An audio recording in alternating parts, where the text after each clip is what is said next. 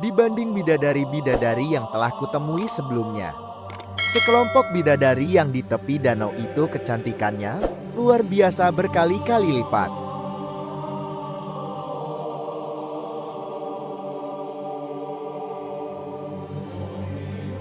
Assalamualaikum warahmatullahi wabarakatuh.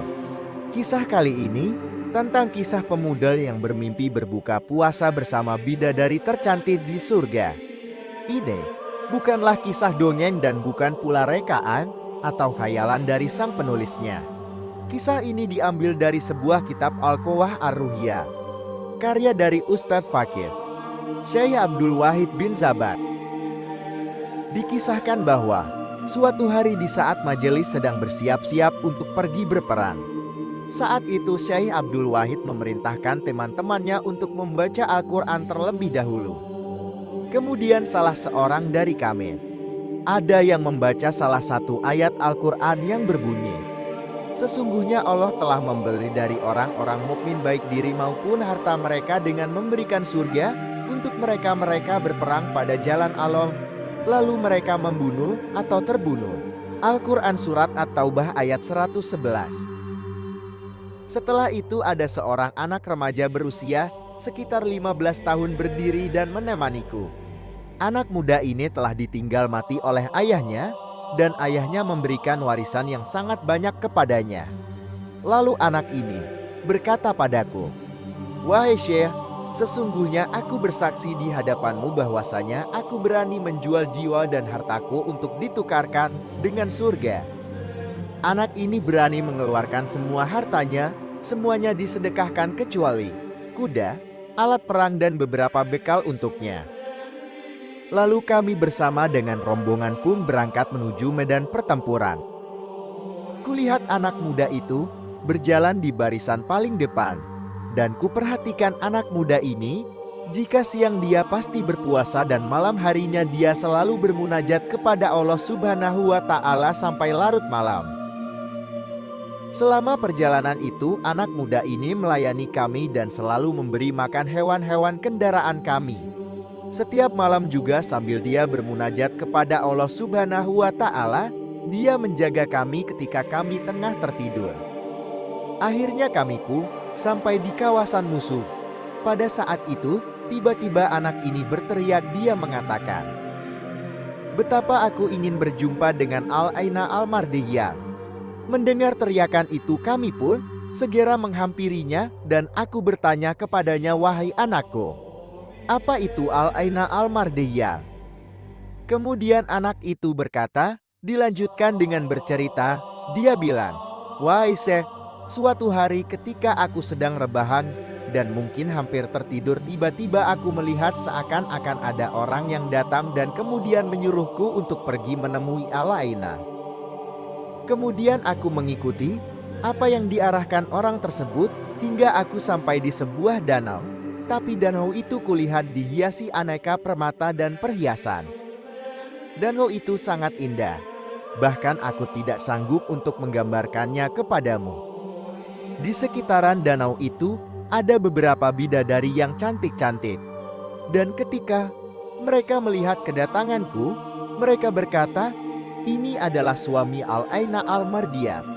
Kemudian aku sempat kaget mendengarnya, dan aku berharap salah satu di antara mereka adalah Al-Aina.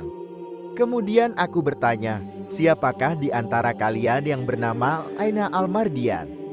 Lalu mereka menjawab, 'Kami semua ini adalah pelayang dan pembantu dari Al-Aina. Silahkan Tuan terus jalan ke depan sana.' Lalu aku pun berjalan menuju arah yang mereka tunjukkan. Setelah sekian lama berjalan dan tak terasa aku pun sampai di sebuah danau yang airnya berupa susu dan rasanya tidak berubah. Di sekeliling danau itu ada taman-taman yang sangat indah. Subhanallah, ada banyak bidadari juga di sana yang kecantikannya membuat aku betul-betul terpesona, bahkan lebih cantik dari para bidadari yang telah kutemui sebelumnya. Kemudian aku berharap Al-Aina yang kucari adalah salah satu di antara mereka. Saat aku melihat mereka, mereka pun membalas dengan senyum dan berkata, 'Sungguh, ini adalah calon suami Al-Aina.' Kemudian aku berkata, adakah di antara kalian yang bernama Al-Aina? Mereka menjawab, wahai kekasih Allah, kami bukan Al-Aina Al-Mardiyah. Kami semua ini adalah pelayan dan pembantunya. Jika Tuhan ingin menemui Al-Aina, berjalanlah terus ke arah sana. Kemudian aku pun melangkahkan kakiku lagi, hingga sampailah aku di suatu danau, di mana airnya adalah hammer. Tapi bukan hammer seperti dunia yang memabukkan. Hammer ini memiliki rasa yang sangat lezat. Di tepi danau itu juga ada sekelompok bidadari yang bahkan kecantikannya berkali-kali lipat dibanding bidadari-bidadari yang telah kutemui sebelumnya. Kali ini, aku betul-betul berharap semoga saja Al-Aina yang kucari adalah salah seorang dari mereka. Lalu aku pun mengucapkan salam kemudian bertanya, apakah di antara mereka ada yang bernama Al-Aina Al-Mardiyah? Mereka pun menjawab dengan jawaban yang sama seperti di danau sebelumnya. Aku disuruh jalan terus ke arah yang mereka tunjukkan. Kemudian aku pun melanjutkan perjalanan. Kali ini aku sampai di tempat yang sangat indah di mana aku didapati sebuah danau yang airnya berupa madu murni.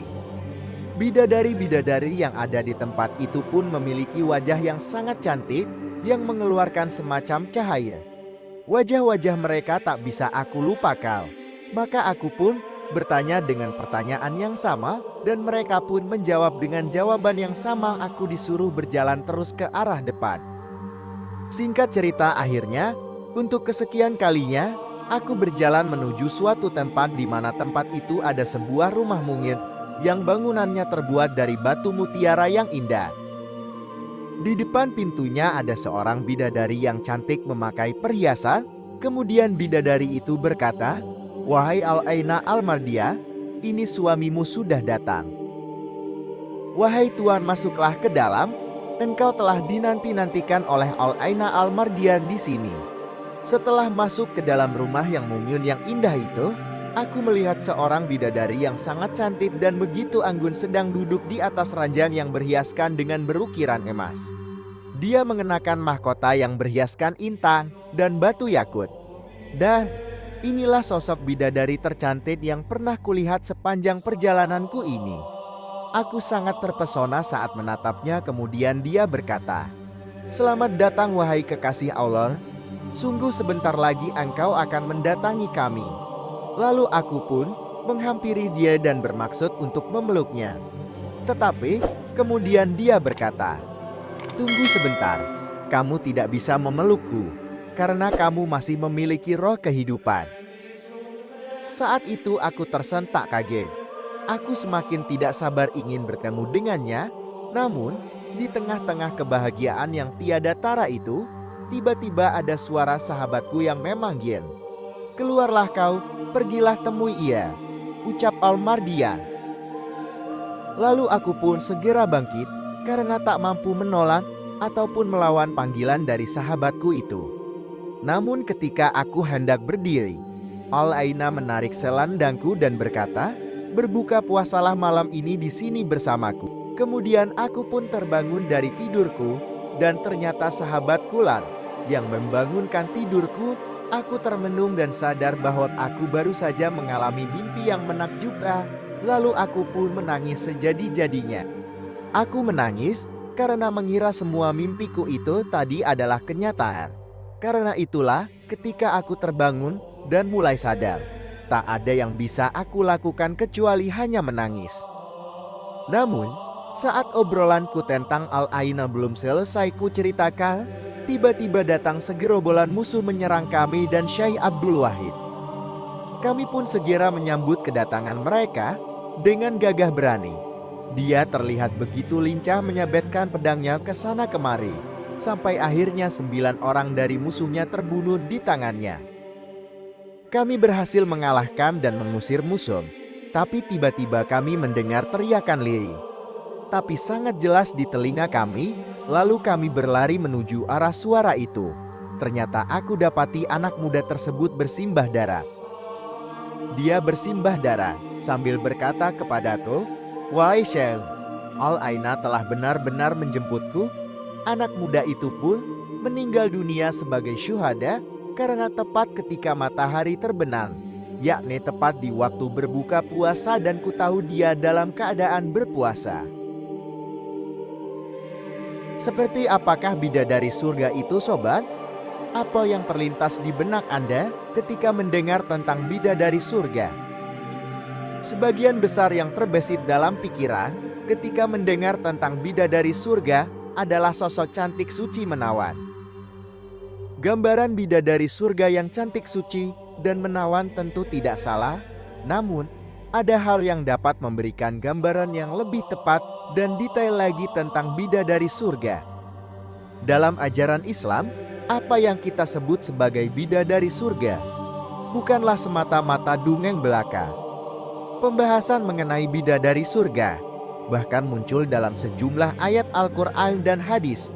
Allah Subhanahu wa Ta'ala berfirman dalam Al-Quran surat Al-Waqiah ayat 22-23 yang artinya, dan di dalam surga itu ada bidadari-bidadari yang bermata jeli laksana mutiara yang tersimpan baik. Itu hanya salah satu contoh ayat dalam Al-Quran yang membahas mengenai bidadari surga dengan segala kecantikan dan keindahannya. Selain itu masih banyak lagi ayat dalam Al-Quran yang menggambarkan sosok bidadari surga. Beriman kepada hari akhir merupakan salah satu poin dalam rukun iman. Tidak beriman seseorang jika tidak mengimani hari akhir. Pada hari akhirlah semua perbuatan manusia akan mendapatkan balasannya. Jika berat timbangan amal buruknya, maka balasannya adalah neraka, sedangkan barang siapa yang berat timbangan amal baiknya, maka balasannya adalah surga dan segala kenikmatannya.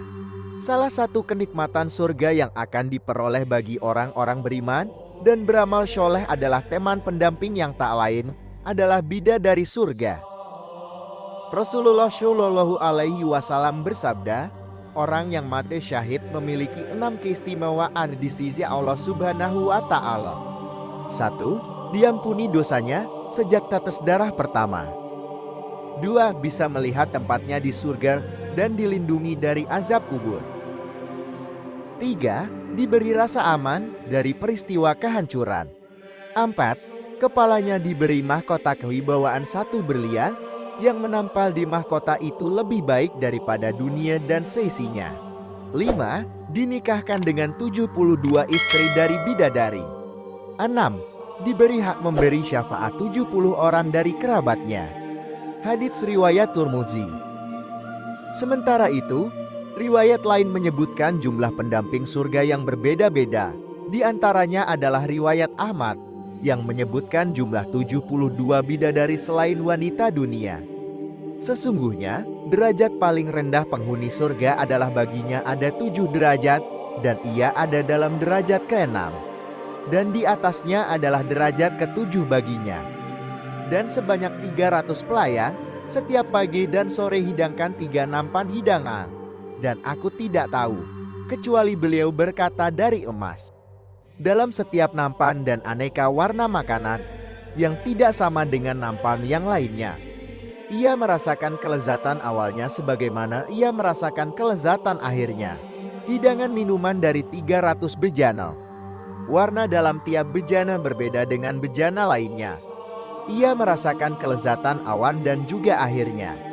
Kemudian ia berkata, "Wahai Tuhanku, kalau Engkau izinkan, aku akan memberi makan penghuni surga dan memberi minum mereka, dan tiada berkurang sesuatu apapun yang ada padaku."